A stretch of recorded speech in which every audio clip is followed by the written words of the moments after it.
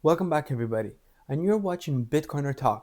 In today's video, I have a discussion on a topic on why I personally save in Bitcoin. It's a no-brainer for anybody that is into Bitcoin and has been into Bitcoin space for a while now. It's a no-brainer why people save in Bitcoin. But for somebody who's only getting into Bitcoin as of now or recently, they don't really understand why people or even themselves should save in Bitcoin. The number one issue with our monetary system is that the supply of our money is unlimited and it's only backed by debt. So the dollars, the pounds, the yen, the ruble, the whatever money you have right now, it's unlimited. So for example, when a country is struggling, that country will print more fiat currency and they will back it by debt. So my number one problem is that our monetary system has no limited supply. So whatever it is, either you're saving in dollars, euros, pounds, yen, ruble, whatever it is, that said country doesn't have a limited supply. It has unlimited supply. So whenever that country is struggling and they need more fiat, they'll print more fiat. They will only back it by debt. So our fiat currencies are backed by debt. It doesn't, it, realistically, it doesn't have any value, only the value that we give it. The problem is that somebody who saves in fiat currency, without them knowing, they're losing that value. So for example, if I have $10,000 as of now, next year I will still have the same $10,000, but I won't be able to buy the same amount of products or the same amount of goods. So all I know is that I will not save in fiat currency. Whether it's dollars, whether it's pounds, whether it's euros, whatever it is, I will not be saving in it, because I know that if I save in fiat currency, I will never be able to save the amount of money that I want to buy a house, that I want to support my family with, that I want to, whatever I want to do in the future, I will not be able to do that because the whole system is built on printing more money, devaluing your purchasing power, and countries going into debt. But a country doesn't care about going into debt, but a regular person is devastated by going into debt. So imagine people are in debt and their currency is getting devalued. So you get that effect of a rat race that will never end. So you keep working harder and you keep getting less in return. Your pay raise might go up by $1, by $2, whatever it is. Every year your wages go up, but it's not going up as fast as the inflation is, as the money printer is going brr. And that's where Bitcoin comes in. That's where I prefer to save in something that is actually decentralized. It is not issued by a single country, it is not controlled by a single country, and it's in the power of the people to agree that there's 21 million Bitcoins.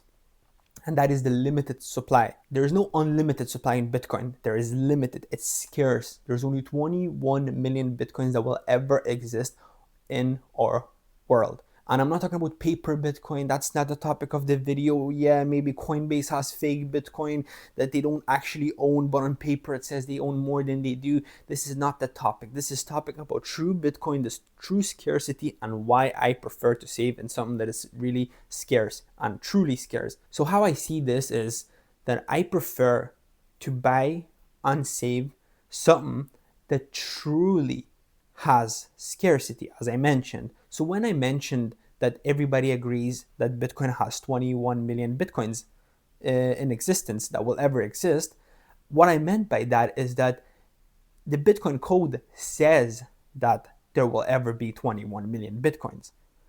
And everybody that is running on nodes and everybody that is mining is agreeing for that mechanism to never be changed. Not that it can be changed, but there's always a possibility that somebody forks Bitcoin, makes a duplicate of Bitcoin with tweaks in it, and then says, oh, here we go, we have Bitcoin Cash.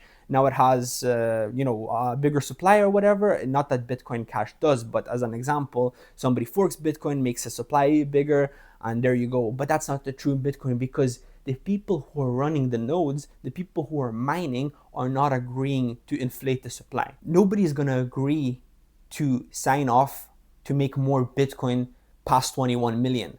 Nobody's going to devalue their own Bitcoin holdings. Nobody's that stupid to actually devalue their own Bitcoin holdings. So we all agree, whoever is running nodes, whoever is mining Bitcoin, we all agree that there will ever only be 21 million Bitcoin. So that is the true scarcity. It's been written in the code and it's been implemented by miners and node operators. I couldn't imagine going back to saving in fiat. I couldn't imagine having my savings in a bank. A bank can go down, a bank can go bankrupt, a bank can close down and not operate over the weekend. I can't withdraw my money if it's a bigger amount. Obviously, I can go to an ATM and withdraw $10 or $20 or $100. But if I want to withdraw $10,000, $20,000, even $5,000, I will have to go through proceeds of explaining why I want to withdraw it, where am I going to use it for, and all those nonsense where a regular person is going to comply with, but a person understanding the actual logic behind banks and understanding the financial system, they're going to question, why am I supposed to tell you what I need the money for? Why am I having to do paperwork to withdraw my own money? It's my money at the first place. That's my money, and now you're asking me to do all this paperwork to take back control of my own money. Well, the thing is that it's never your money.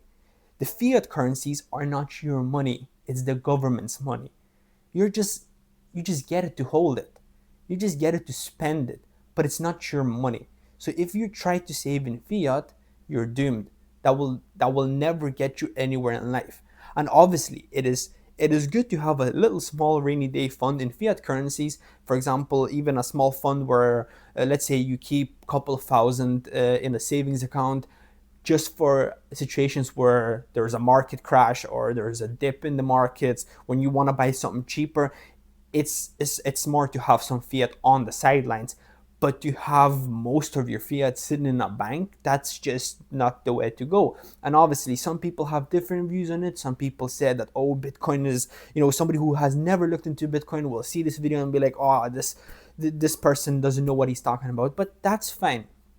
We have 16 years of provement of actual verification and actually something to show for what Bitcoin has done in the last 16 years. And I've looked into it. I've realized that this is the best asset to be holding and the safest asset also. You might hold gold, but that is, if you're holding real gold, you won't be able to move large amounts. You won't be able to flee your country in case of a war, or in case there's something happening. You won't be able to flee with that gold. If you're holding gold as a virtual gold, as you're holding it on your broker account, that's also not yours, because that broker could kick you off and say, you know what, we no longer want you to have you as a customer. Sell your shares and get your cash out. There's all different scenarios that could play in hand depending on the region you live in. But what I know is that if you hold Bitcoin, nobody's going to tell you when to withdraw, why to withdraw, what's the reason for your withdrawal. Nobody's going to ask you questions unless you're using exchanges to withdraw your Bitcoin. But if you're selling your Bitcoin P2P, or if you're spending your Bitcoin directly, nobody's going to ask you those questions. Nobody's going to limit you on your spending. Nobody's going to limit you on your withdrawals. That is the beauty of it. And also the beauty of it that your money actually doesn't devalue. Your Bitcoin price doesn't devalue. You actually grow in fiat terms. So the rule is 1 Bitcoin is equals to 1 Bitcoin. But in fiat terms, it doesn't lose value counting 4 years time period. So let's say I bought Bitcoin 4 years ago. I'm definitely not losing money, because 4 years later, Bitcoin has only grown in value. So if you zoom out in Bitcoin chart, you will see that Bitcoin is not going anywhere. It's not failing. It's only growing and growing year by year. But when people focus on the short period of time on Bitcoin chart, they are scared. They're saying that Bitcoin is about to go bust, Bitcoin is going to go to zero, and all those negative things, but they don't really realize what is actually happening with Bitcoin. And when you think about it, governments don't use any energy to print more money. Yes, the printers that print the money and the ink and all that, it uses energy, but not compared to Bitcoin. It doesn't use that amount of energy and complex mathematical equations to actually bring new Bitcoins to life. To print more money, all you need is a little bit of energy for powering the printer, some ink, paper, and you also need debt to cover it. It's not the same consensus mechanism. It's not the same way of actually creating monetary value. The more you look at Bitcoin and the more you learn about Bitcoin, you understand that fiat is a death trap. It is something that can be easily printed, easily destroyed, and Bitcoin is nothing like fiat currency. It is hard to create and impossible to destroy. Obviously, it's possible to lose it and lose access to your Bitcoin, but it's not destroyed. You can't just destroy Bitcoin. You can lose Bitcoin, but you cannot destroy Bitcoin. Same as you cannot create Bitcoin without actually putting the energy, time, and resources into mining a block and getting the reward for it. So why do I save in Bitcoin? Well, this whole video is explaining you into detail with different types of topics on why I made up my mind in saving in Bitcoin. It has only proven me right throughout those years that me saving in Bitcoin only brings more time to myself in the future and brings more value to my net worth, as in sense. I can also have my Bitcoin in one country, and let's say I want to buy a property in a different country that is Bitcoin friendly. I do not need to convert my dollars into euros to actually buy a property overseas.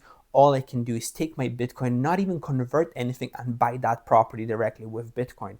That is the world's money. That is not a single country's fiat money, like dollars, pounds, euros, whatever it is.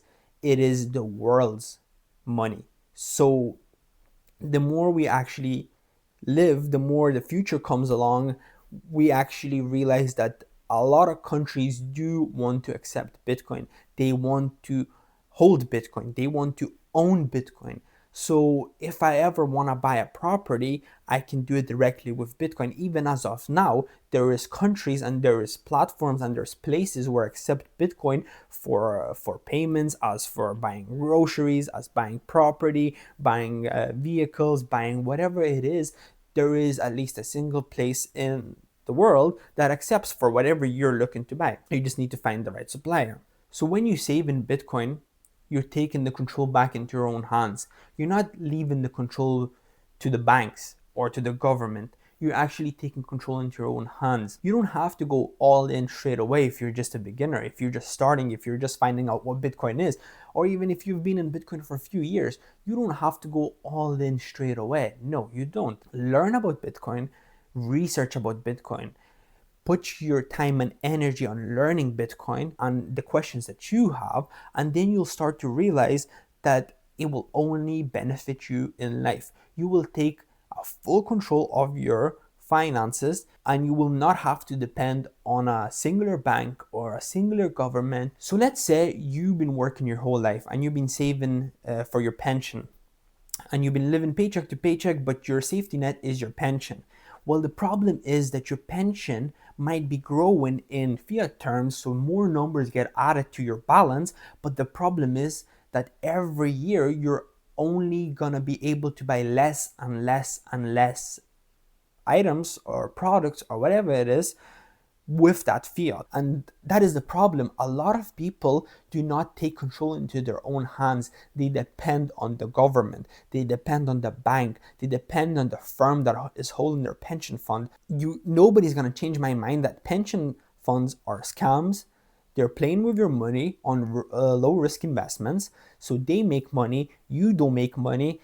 And yeah, maybe there's some older person that is watching this video and thinking that no, pension fund is the best thing that has happened on this earth. But you need to realize that if you're a young person and you have all the time in your world, learn about Bitcoin, understand that the system that we're living in is a scam. Realistically speaking, our governments are scamming us. They want us to work harder and get rewarded less. So, my reasons on why I save in Bitcoin. Because I truly sleep at night knowing that I own my money. I own my finances. I own my future. Not the bank, not the government, and not the pension funds. Nobody owns my future but myself. And there's not a single person in this earth that will not know what Bitcoin is in the next 10, 20, 30 years. Because the more we're going to go, the more it's going to be hard for the governments to lie to us and say that, oh no, or fiat currency is the thing that is gonna keep us united, that is gonna keep us going, that is gonna keep us strong. No, Bitcoin is gonna be the currency that is gonna unite us, make us strong, and especially the people who have never had anything in their life, especially the people who are not born into rich families, who are not born into wealth, who are not born into politics. It's gonna help them the most. The people who need Bitcoin the most are the people who have the least. And especially it being digital, you can move it around the world. You don't need to ask anybody's permission. That sending a certain amount of Bitcoin, for example, if I want to send 500 Bitcoin to somebody in Africa or somebody in somewhere in Asia, or I don't know, wherever it is, I don't have to ask anybody's permission. I can just ask them for their address and send them without anybody telling me no or why or who or when.